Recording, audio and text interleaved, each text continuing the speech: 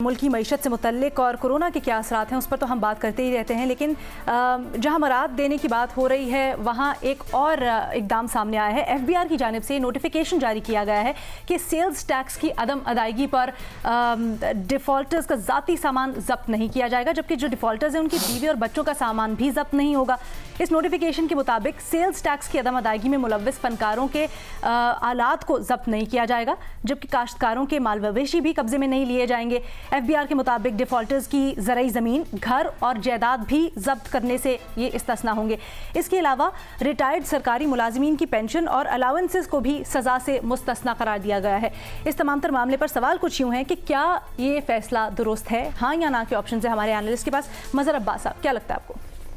जी, बज़ाहिर तो दुरुस्त लग रहा है, लेकिन मसला ये है कि हमारे यहाँ टैक्स कल्चर को प्रमोट करने के लिए कोई काम नहीं हो रहा। जो तरीक़ाकार, हमारे यहाँ बहुत कम लोग टैक्स देते हैं और हमारे यहाँ टैक्स चोरों की तादाद बहुत ज़्यादा है। तो हम कई इक़दामात किए, मादी में भी कई इक़दामात किए। आप देखें कि टैक्स रिटर्न्स की तारीख भी हर 3 महीने बाद बढ़ती रहती है। पूरे साल आप ये अंदाज़ा करते रहें, उसके बावजूद भी हमारा जो टारगेट है वो नहीं अचीव कर पाते। और हमारे यहाँ लोग जो है नॉन फाइलर्स के ऊपर बड़ी सख्ती भी की गई, लेकिन उसके बावजूद भी लोग फाइलर्स बनते हुए हिचकिचाते हैं। तो हमारे यहाँ एक बहुत ज़्यादा ट्रांसपेरेंट चीज़ नहीं है कि जिसकी बिना पे लोग जो है वो सामने आएँ और अपने असासाजात डिक्लेयर करें।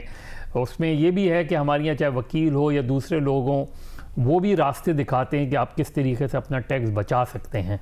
तो ओवरऑल हमारा जो टैक्स कल्चर है, अब इसमें ये ज़ाहिर है ये इक़दाम भी उसी तरफ गालबन, मैं कोई इकोनॉमिस्ट नहीं हूँ या इन चीज़ों पे बहुत ज़्यादा मुझे नहीं है कमांड है, लेकिन मुझे बज़ाहिर ये लग रहा है कि ये भी उसी सिमत एक वो है कि लोगों को खौफ और हिरास लोगों में कम किया जाए। अब किस हद तक ये जो है वो इम्प्लीमेंट होता है और पायदार होता है, ये देखना खौफ और हिरास लोगों में कम किया जाए। लेकिन मुनीब, एक पॉइंट ये भी निकलता है कि जब तक सख्ती नहीं की जाएगी, टैक्स अहदाफ जो कि पहले से ही एक्सपेक्ट किया जा रहा है कि कम होंगे, इस दफ़ा इतना एक्सपेक्टेड रेवेन्यू जनरेट नहीं होगा सेल्स टैक्स या किसी भी टैक्स से, तो उसमें जब कमी आएगी तो मामलात आगे कैसे चलेंगे? देखिए, ये आजकल का जो दौर है या जिससे हम गुजर रहे हैं, ये तो अलीना एक डेस्परेट सिचुएशन है। यहाँ पर वैसे ही बिजनेसेस को बड़ा बुरा जॉल्ट मिला है और इकोनॉमी तो वैसे ही ओवरऑल पूरी दुनिया में इकोनॉमी श्रिंक कर रही है। तो पाकिस्तान की तो वैसे ही बड़ी फ्रेजाइल इकोनॉमी थी और हम एक्सपेक्ट कर रहे थे कि इसमें डिटीरियरेट करेगी।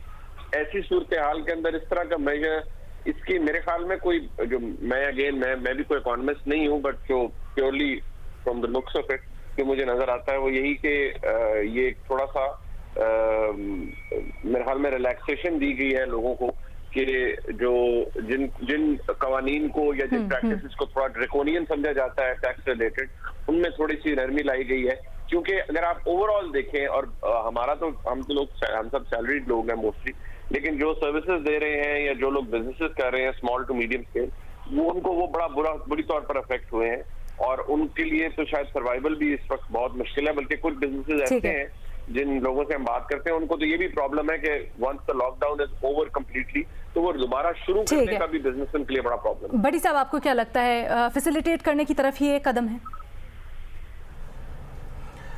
आपने अभी फनकारों का जिक्र किया तो किसी ने फनकार से पूछा कि उम्र कैसी गुजरी। उसने कहा कि पहली उम्र में पहले हिस्से में हालात ठीक नहीं थे, अब हालात ठीक नहीं हैं।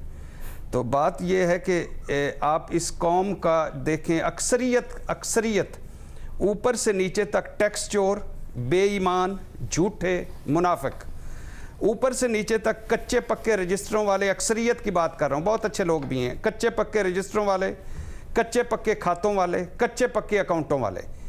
ये एक गलत फैसला है और गलत फैसला हुआ इसलिए है कि ये ताजरों और ब्यूरोक्रेसी को नैब शिकंजे से बाहर निकालने का जो नैब तरमीमी आर्डीनेंस था, ये उसी सिलसिले की एक कड़ी है।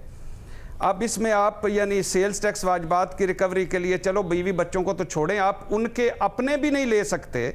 सियासतदान, रिटायर्ड फवाकी सूबाई मुलाजमीन की चीज़ें भी नहीं जब्त कर सकते। दुकानदारों, ताजरों के टैक्स वाजबात की रिकवरी के लिए इनकी बुक्स ऑफ अकाउंट भी नहीं जब्त कर सकते। माल मवेशी, ट्रैक्टर, ट्राली भी नहीं जब्त कर सकते। मुकदमाबाजी के लिए रखी हुई रकम भी नहीं जब्त कर सकते तो नाराए तकबीर। तो अच्छा, तो एफबीआर करेगा क्या? यानी लातों के भूत बातों से नहीं मानते, क्या करेगा एफबीआर? एफबीआर बनाएगा। एक बैंक ऑफ पंजाब के 50 अरब खा गई है ये दुनिया और सारे स्टे पर हैं। मुसाफती कमीशन ने 26 अरब के जुर्माने किए हुए हैं और सारे स्टे पर हैं, कोई देते ही नहीं है। तो पहले भी कोई नहीं देता था, ऊपर से अब ये वो आपने ये सारा कुछ खत्म कर दिया है, तो आप इंजॉय करें। ठीक है, एक ब्रेक के बाद दोबारा हाजिर होंगे।